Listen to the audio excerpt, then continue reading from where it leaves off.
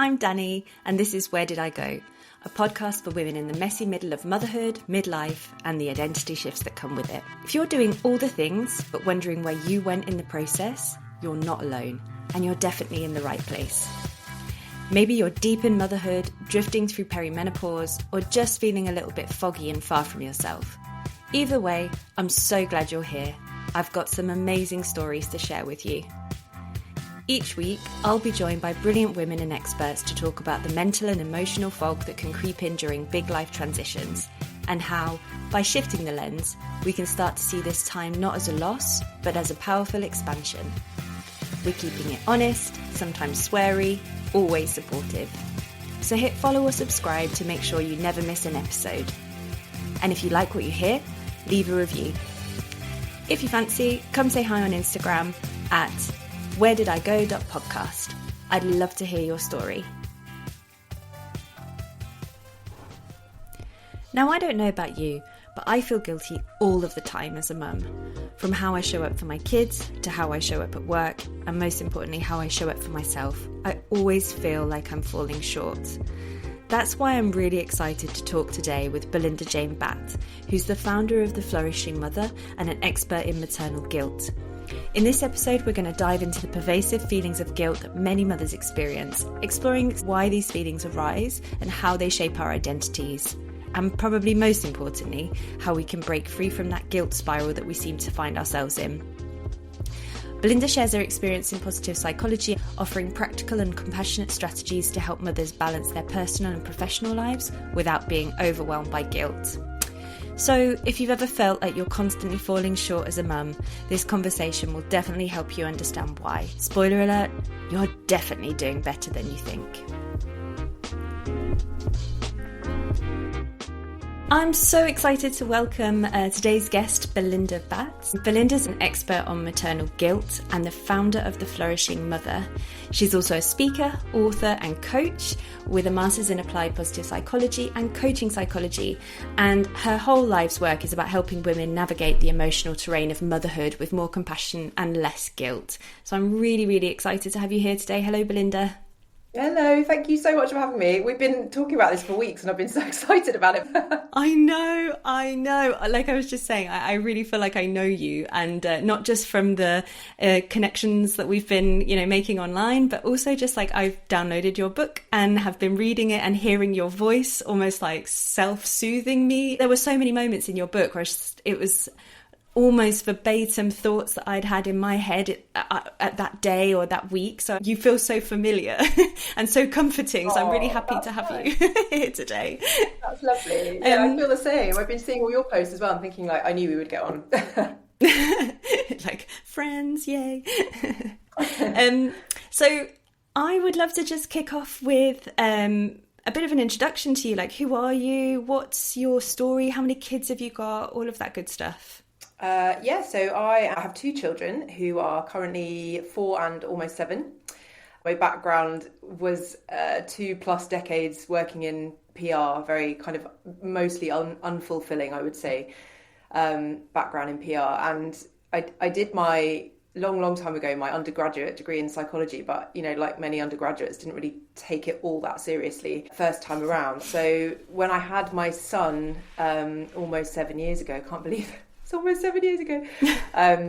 I think I kind of saw what was ahead for me, what was coming in terms of my career, looking at how things are for women when they have children. Obviously, I didn't know what it would be like at that point, but I think about a year out from having him, I started thinking what's going to happen, because this industry is not a very forgiving industry, when you don't have children, let alone when you have children. So I kind of thought, when I have kids, this is potentially going to be a bit of a tricky industry to navigate. So long story short, I decided to go back to psychology and to take my master's degree. And then I had my son, paused the degree for a year or so to have my maternity leave. And then during that time, experienced so much guilt in the first year of motherhood. It was like, oh my God, this is horrendous. And then I came back to finish the degree, and I had to do my thesis, and it was the obvious topic for me to do my thesis on. I was just like, there's nothing else I want to talk about except the lived experience of maternal guilt. So I did my first research, in that sense, in my academic sense, which was very much looking at the first year of motherhood and what that's like for mums and how guilt manifests. And in the years since, I have extended the research in a non-academic sense, purely like out of a passion project, basically just talking to mums, logging their experiences, mums of older children, more diverse, range of mothers and experiences. And so that is what led to writing the book, because I sort of started gathering all this intel and realised that I needed to do something with it, basically. It's really interesting. There's like an inflection point with motherhood where it's like the person you were before has this totally new perspective when you have children that then changes everything. It's like you can't go back to the person you were before. You can't go back to the version of you that was doing a job that was unfulfilling, or there's like this whole new way of seeing the world or a whole new set of problems that you've just had exposed to you. And I've spoken to so many women who've just made these amazing decisions to focus on something entirely new right after having children. And I just think it's a very amazing moment of realization or transformation or whatever you want to call it that kind of happens in that motherhood shift. Yeah, and I love the term matrescence that people, that is starting to come to the fore more now, because it really is. It's like a total metamorphosis, of the self. And I think for me, at least, and probably for a lot of mums, there is that having children, like, it brings everything into sharp focus, doesn't it? And it makes you question your values and your it gives you a new sense of meaning and purpose. At least it did for me. I just kind of thought, oh my God, do I want to be stuck in this career in 20 years time that I still don't like, just to pay the bills? And how is that role modeling to my children? And actually that's, for me, that's what started a lot of it, was thinking, how do I want my children to see me? Because I don't want them to see me not happy or slogging away in a job that I don't enjoy or being miserable, because that's not what I want them to internalize about their own life, And it's just, I'm just so glad that I've sort of done it, stepped out of the comfort zone, because it's so hard to do that. But yesterday my son said to me, "Mummy, I'm really proud of you for writing your book." And I was like, "Oh my God, this is exactly why." Yeah.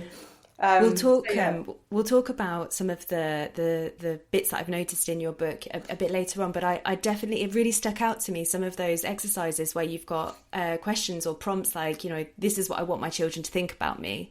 It was actually, when I saw that, it was quite confronting in a way, because there is this like tension almost with some of the ways that you not just live your life, but some of the ways that you talk to yourself, and then the hopes you have for your children about how you want them to see themselves and how you want them to think about you in the future when they're old. It was like, I think just such a simple question, but a complex one. I think it is confronting, and it probably needs to be confronting to some extent. It's a difficult one, because you don't want it to all be about how your children are going to see you. We need to focus on making changes for the sake of our own well-being, not just on making changes for the sake of our children's well-being, if that makes sense. Sometimes I think we can be so selfless in motherhood that the only way we can make change or be motivated to make change is if we see it through the eyes of being for someone else, like for our children. So there is this duality to it, because it's good that we think about how we're role modelling, and it's good that we think about how it's affecting our children, but I also don't want mothers to think that that's the most important thing. I think the most important thing is that we are recognising how important it is to focus on our own well-being. And actually, by default, when you focus on your own well-being, everyone else around you is going to be happier. That whole sort of self-sacrificing thing is so problematic, isn't it? And it is so normalised. I think this idea that you can and should exist outside of your children is a really uncomfortable sort of narrative that mums can and should tell themselves, and is so wrapped up in this idea of why we feel so guilty. I feel a lot of guilt just even talking about this idea of having an identity crisis in the same sentence of motherhood, as if it's like a binary thing. I love my children beyond measure. There's no language to communicate how much they mean to me, and how happy I am to be their mum. And yet there is also something that's happened to me that's been challenging. You know, I feel guilt for vocalizing that. I think this is probably one of the most important things that when I'm working with mums that I talk about is the need to acknowledge that this is much bigger than us. You know, like there is so much social conditioning, and not just in our lifetimes but in our parents' lifetimes and their parents before them, about what it means to be a good mother or a perfect mother. And a good place to start with these feelings of guilt is just to have that awareness that this didn't start with us, and the reason that we feel a lot of the shoulds, it's coming from a place that is outside of ourselves. You know, I think the challenge that we're facing right now particularly has coming to a head because we've had several decades of women moving into paid employment, and we've seen a lot of changes in society, but none that have really been large enough to support the changes that mothers have experienced. So we have, as mothers, gone from a place of, you know, I'm not saying that, you know, mums 50 years ago had it easy and they didn't have to work and they kicked back and relaxed. They did nothing but, you know, make apple pies and whatever. But there was a cultural, a societal difference then. And now we are in a position where many more women have to work for money. It's not so much, it's not like a nice to have, you know, it's a necessity. But what we're also seeing is that, you know, with that comes a lot of guilt. These societal messages, which are very outdated, they're still there. They're still really pervasive. They're still going around in our heads, and society hasn't changed to support the changes that we've gone through as mothers. You know, so we're feeling guilt because we're mothering in this society which is not structured to support our mothering, and it's certainly not structured to support us mothering and working. We need to take that step to have that awareness and be like, okay, this isn't my fault. This is a systemic problem. So I'm going to take a little bit of pressure off myself. When we talk about the kind of expectations that there are on women, it's actually something that I find a bit hard to articulate. Like, I've had a lot of conversations with particularly men in very open and kind conversations where they've been curious, you know, what are the things that are hard for you? And I know they're there, I just can't really put words on them. It's like I feel the weight of an expectation that I can't articulate. Like, what are some of those pressures that we're facing that we may be not even aware of? Even though many of us might be in a relationship and, you know, both partners working and, you know, on the face of it, sharing the childcare or whatever, the reality is that behind closed doors, women are doing more of the domestic labour, women are doing more of the childcare. It's often the woman who is doing the pickups, navigating, you know, all the school stuff. You know, the invisible labour that is associated with motherhood is largely, well, that's the problem. It's associated with motherhood, and it's largely put on our shoulders. And I don't think it is an easy thing to see or articulate, but I think it comes from this conditioning. And actually, the other day I was talking to someone, another mum that I met, and she said that it was driving her mad because she put her husband's name on the school and nursery forms as the contact for this, you know, like the number one primary contact, and they are still searching for her name and calling her. And I think that is those kind of things which demonstrate that it's very much still the woman that is regarded as being responsible for home life and childcare.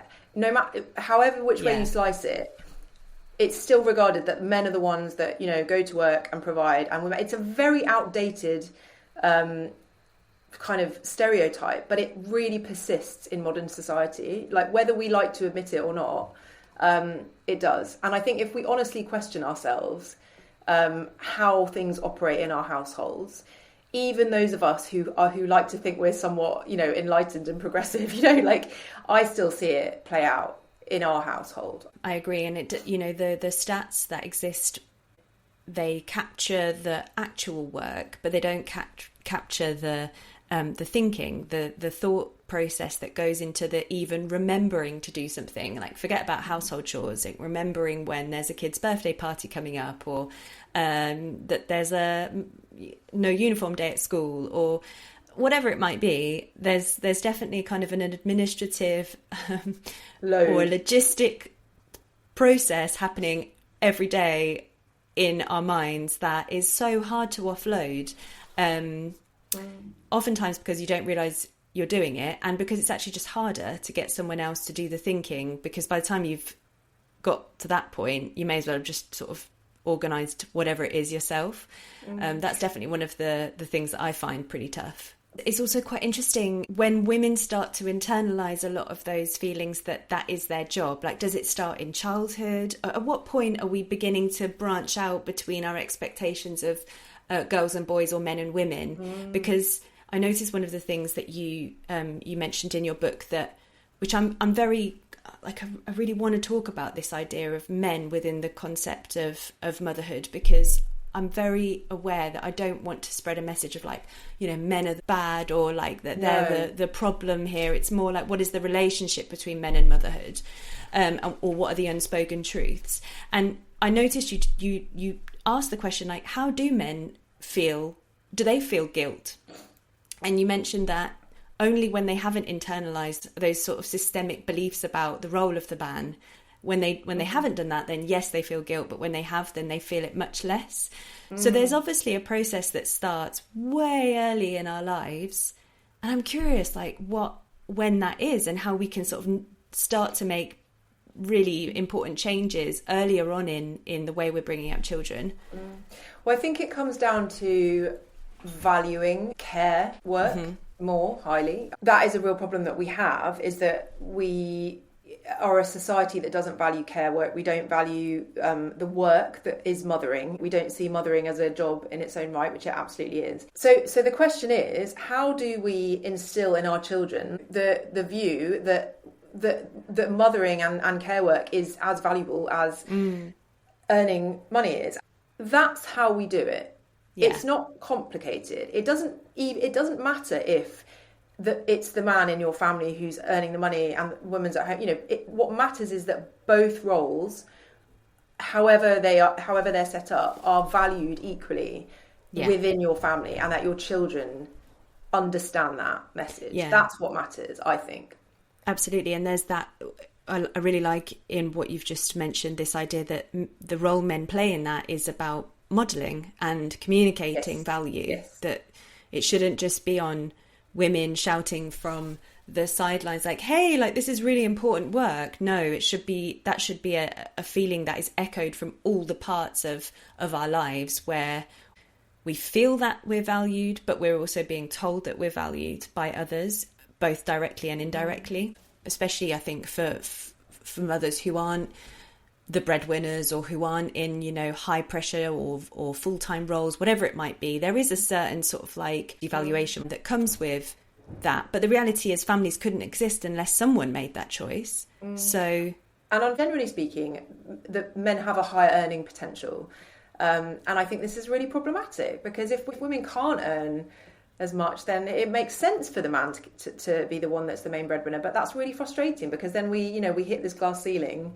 And it just feeds into this the feeling, I think, that we have as women, that we are less worthy if we're not able to make as much money, if we if the work of mothering is not regarded more highly by society. Like, all of these things feed into a sense of low self-worth, which I think is really damaging.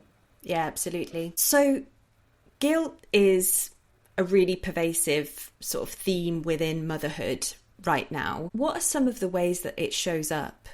I think it shows up in a million different ways. I think a very common way is particularly around mothers going back to work after they have children. It works both ways. There's this constant push-pull of wanting to be more present with our children, but feeling that we have to do work, or wanting to be present with our work, but worrying about, what's happening with our kids. So I've seen that a lot. And then just like on the day to day, I think because women have internalized this role of bearing the bulk of the responsibility for child rearing, we question all our decisions and whether they're right or wrong and whether they're damaging our kids or not. And I speak to this point a lot because I'm on my own a lot with the kids. I worry sometimes about them watching too many screens and how that is damaging them, and whether I should be playing with them more, but I don't really like playing very much, and that's okay. Like I've sort of interrogated all of this stuff. It's kind of,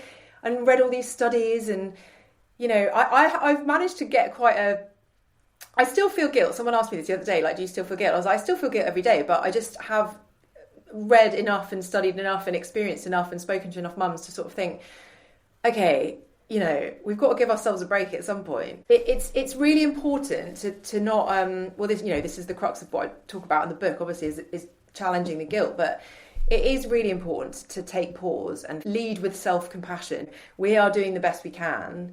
And I think it's easier to do that when you see these systemic sort of social conditioning issues, when you sort of really understand where it's coming from.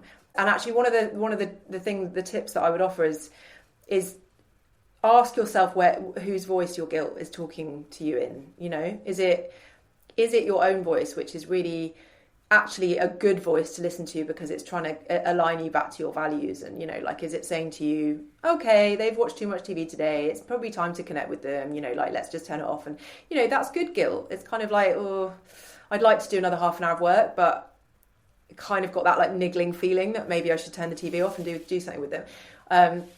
So that's my voice, and that's good guilt, and that kind of guilt is fine. But when it's the other voice, which is, oh my God, your children watch too much TV every day, and you are actually a really bad mum, because all the other mums are not doing that. And Sally, 3 doors down, her kids don't watch any TV. Why do you need to put the TV? What's wrong with you? Like, you are, that's the bad one. That's so true. And you know what? It's all sort of coming back to this idea of valuing your self-worth, because quite often I think guilt creeps in when you've put your needs so far down the bottom of the list that prioritising it is met with shame. So let's say, for example, the screen thing. Sometimes you need a break, and sometimes the only way you can have that break is by putting the TV on. And it's so true that rather than then just taking the break and enjoying it, you're running through your head all the ways that means you're a bad parent, or, that your children are going to develop in ways that you don't want them to develop, or all the ways that you're messing them up. And that's purely because we've really internalized this belief that we matter way less than anyone else. Yeah. And that's, I think, been a real eye-opener for me lately. Because you don't, for me at least, I don't even check. I'm not able to feed myself a different narrative, because the only one that I can reach for is the one that is feeding me guilt. I don't have another voice to sort of tap into that is that, no, actually, remember, right now, you just need to, whatever it might be, insert whatever, go out with your friends, go for a run, take a shower. Sometimes it's like really basic stuff that you're asking to be able to do, and even that is met with this feeling of, oh, but I should really be doing the other thing for the kids or for the family or whoever it might be instead. So just having access to those other narratives, I think, is really important, like talking about it basically. It's so important. And I think we've got to realise that if we don't, I think maybe that is when you have to think about the impact it has on other people if you don't take care of yourself. I mean, one of the mums I spoke to in the book was really interesting because she had been a full-time working mother, and she had felt so guilty about not being around for her children that she had quit her job completely to be at home with them, and devoted herself so completely to them that she felt completely exhausted and burnt out and miserable, and wasn't doing anything for herself at all. And then one day she said, I think she might have said it was her birthday, or something came around, and she was asked what she needed or what she wanted, and she said, I just really want to go back to the gym. And then her partner was just like, well, that's fine, you know, like Yeah. do it. But she found it so hard to give herself permission. And then she started going to the gym again and absolutely loved it and felt like 1,000 times better. And she said that her children found it a bit weird to begin with because she was around less. But then everyone got so much out of it, like because they saw she was happier, she felt happier, and their behaviour improved as well.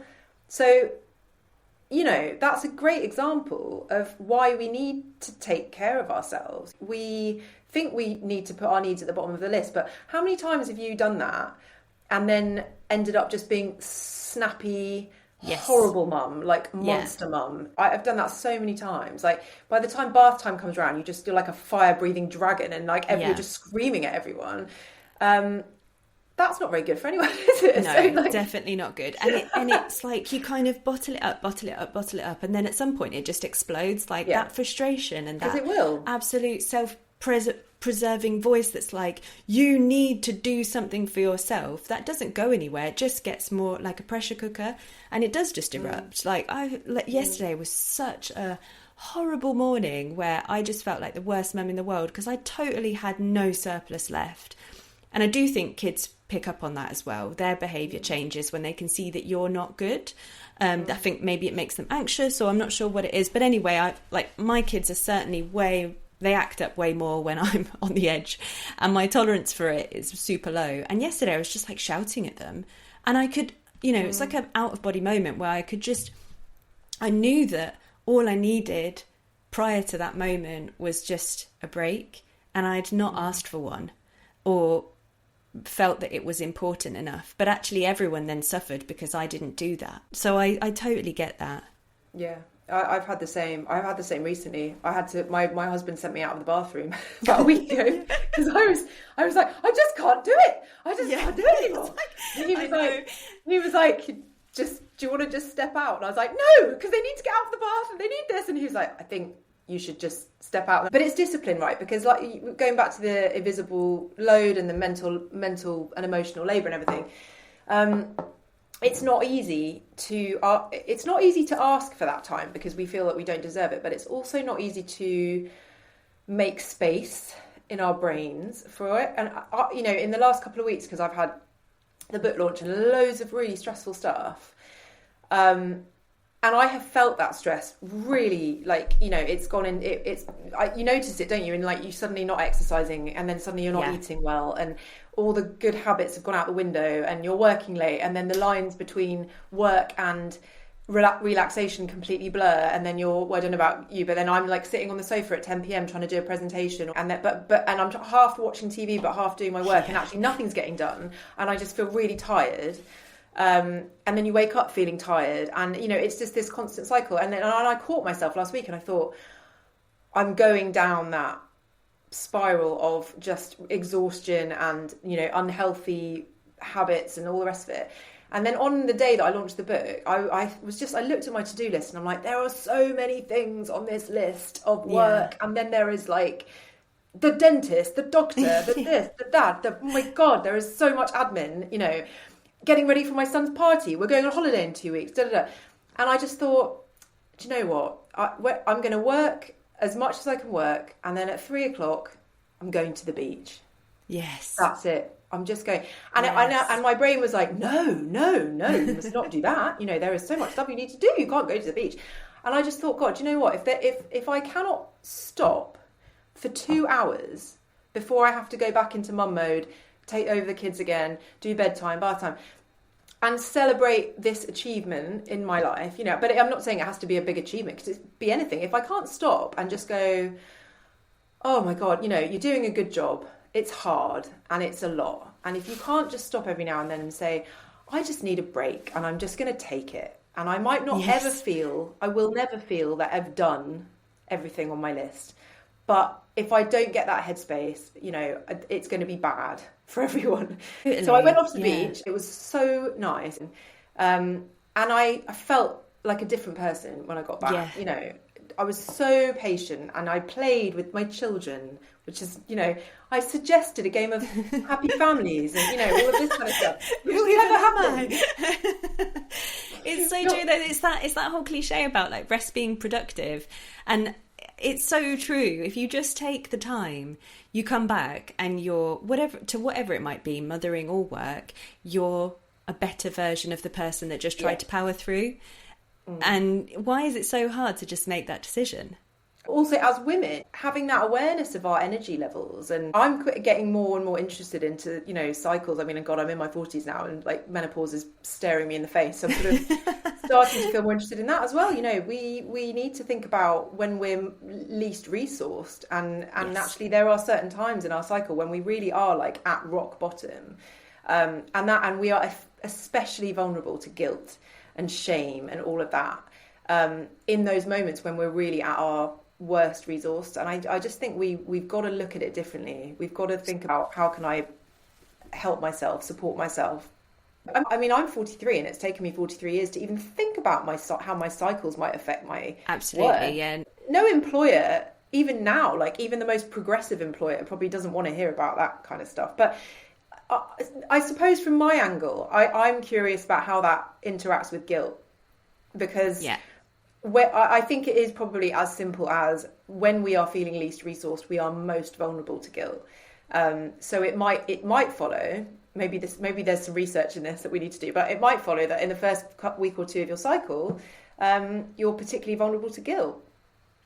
Wouldn't that be interesting to find out? It makes a lot of sense. Oh my goodness. Like I can only speak from personal experience when I've really been struggling at work during certain parts of my cycle, which in and of themselves can be quite tough for a lot of women, especially actually after you've had children. Like I know for me, my cycle has changed so much since I've had kids. Like I have these really heavy periods now that are just so draining.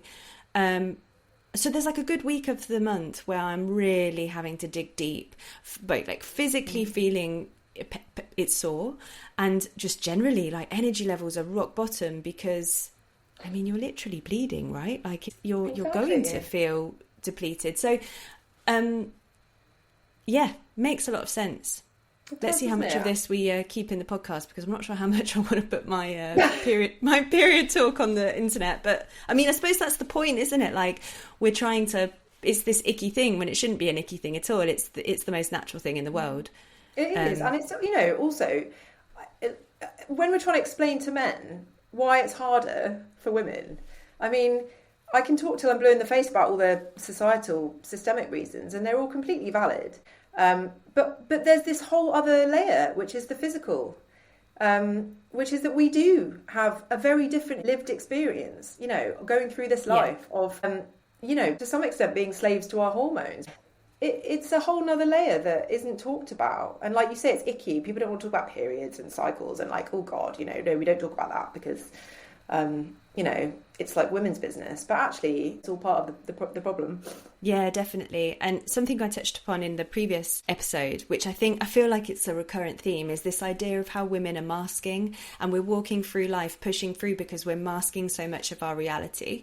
We're masking that we're tired, we're masking that we're stretched, we're masking that we might be having a really complicated period that is draining us. It's just like there are so many parts that we're pushing into some invisible space, when actually we need to sort of give them a bit of space within our outward self, because we're not perfect and we're bringing a lot of messiness into the workplace and into our personal lives, and that needs to be okay. We need to be able to just say that. I know that my poor boss, bless him, I've come in and just been really honest about, I don't know, like even for actually my period, but he's just so graceful about it and so understanding. And I think the hard bit is just saying the words, and then actually the reaction might be indifference most of the time. Like, cool, take the time you need, do what you need to do. That might be the answer, and just having that permission can be really empowering. But that's part of the problem, isn't it? Is that we feel that it's all part of our vulnerability. It feeds into this vulnerability, the sense that we're not as good as our male counterparts, particularly when we're talking about being at work. We don't want to admit to having not had a good night's sleep, having period pains, whatever it may be, because it makes us look weak. or weaker than our male counterparts, and then so that's why we do the masking, isn't it? But you're right, like in a fair world, these challenges that women face would be much more openly talked about and supported. Yeah, no, I feel you, and I think I just feel really strongly that it's not like women are out here being like, oh, it's really hard being a woman and we just can't like fit into the system. It's like, no, we are trying to squash ourselves into a system that is squashing us in return. And actually what we just need is a bit of support to be able to bring our best self, because we can do so much. I would argue there's an unbelievable amount of untapped potential in certainly within mothers, because like you say, we are so hyper efficient, so capable, developing so many skills. If I think of what I can do now versus before I had kids, I mean, it's incomparable. And if you can tap into that potential, that's both brilliant for business, but it's also really motivating for your workforce. It builds loyalty, it builds a sense of connectedness, so people feel more invested in their work. It's just like, it's good on all the levels. But we're really leaning into this sort of almost post industrialization, we work in a factory, so we clock in, we clock out mindset, which is not the reality that we're living in today. Yeah, and the guilt surfaces as a direct reaction to not having our needs met. Because we are trying to do everything we're trying to operate mothering and work, for those of us in paid employment, within these systems which are like diametrically opposed to what we actually need to flourish. It's true, and it's probably a real blind spot for a lot of people that they're not aware of. That's where the guilt is coming from. It feels like you're feeling guilty because you're wrong, but actually it's not. It's this external set of stimuluses that are just like coming at you all the time. So let's talk about what can we do then? Like, how do we break the cycle? How do we get better at feeling guilty? We touched upon earlier the fact that we need to have that awareness. I think a lot of us don't have that awareness, that the guilt is in large part caused by the outdated societal narratives that we have internalized. So I think just having that awareness can be helpful, and can give us a bit of a framework to begin to incorporate some self-compassion, because it's not our fault that we feel it. So I think that's the first step, is just to have that awareness and to start to kind of bring in that self-compassion. I think the next step is challenging the guilt, like I said earlier, with what kind of guilt is this? Is this helpful guilt? Is it me speaking? Is it my own voice? Is it to do with my own value alignment? Or is it societal guilt telling me, like flogging me, telling me that I should be better? Is it helpful or unhelpful? So, and then when it's unhelpful, again, bringing that conscious awareness and being like, I have a choice in how I respond to this. That's where my positive psychology hat comes on. And it's like, well, I mean, I really hope that all of these societal systemic changes happen. And for sure, we should all be shouting from the rooftops about how they need to happen. But in the meantime, I think we also have to acknowledge that there are ways that we can sort of support ourselves better. I think self-compassion is one. I think we need to get better at rejecting those damaging societal narratives. I think we need to get better at questioning the guilt and saying, like disputing it. You know, this is one of the tools I talk about in the book. Kind of, I don't need to feel this way. I've dropped my son at nursery and I'm feeling like riddled with guilt because he's so little and he doesn't seem happy, and maybe it's too soon for him to go to nursery, and oh my God, you know, it's my fault, I'm a bad mother. But actually stopping and being like, hang on, it's a great nursery, they really care about him, he's being completely cared for, I like my work, I want to work, this is not bad for our family, this is not bad for my son. So just kind of having that conversation with ourselves. It, like you said earlier, it's not binary. It's not like, you know, this is good, this is bad. I mean, yes, it's not ideal if you don't want to leave your child, you know, in a nursery and go and work. It's not ideal, but it doesn't mean that it's inherently bad. Also, an extension of that, rejecting the thought, is also being realistic about what the threat, if you want to put it like that actually is. Like, I think a lot of the time we catastrophize in the sense of like, I'm doing something that is not ideal and that's going to have these lifelong repercussions on my child and his or her well-being, and I'm a terrible mum and it's going to like ruin someone else's life. When reality is, you know, even if something's not ideal, on balance, probably your kids are going to be just fine. Because even the fact that you're questioning if you're a good mum is most likely indicative of the fact that your kids are having a great upbringing and that you're doing the very best you can, and that you're not going to ruin them. Exactly. I try and have a very core set of kind of rules in my own parenting. Very small, kind of easy to remember thing is like, just if there's a rupture, repair it. Yeah. You know, there and then. Make sure that they know they're loved, you know. Yeah. But if you there is no way that I'm going to go through life pretending that I am this automated human who doesn't have emotions. And, you know, like my kids, I want my kids to understand that we're all human. Mummy and daddy are human. We have moments when we don't do a good job, you know. Yeah, that absolutely. Doesn't mean, you know, as long as they know they're loved. Yeah. You know, and if you flip your lid at bath time and you have to get sent out of the bathroom, you know, by your husband, like, it's not a great moment. But at the end of the day, as long as they understand, you know, everyone has their limits. We're not screwing them up. We're just, we're human. Just as you were talking, I was just thinking about what I try and say to my kids when, let's say, when they act up. Like, the most important thing that I want them to know is no matter what they feel, no matter how they've acted, we'll talk through that bit. But like, I love them no matter what, like good or bad. They are so loved, irrespective of if they've acted up or not. And there is some part of what you were just saying then that made me realise when I act up, or, you know, effectively have like an adult tantrum, I feel like I'm not like as lovable as the version of me that is super put together and super patient. It's like there's a sense of like my self-worth that is affected when the facade cracks.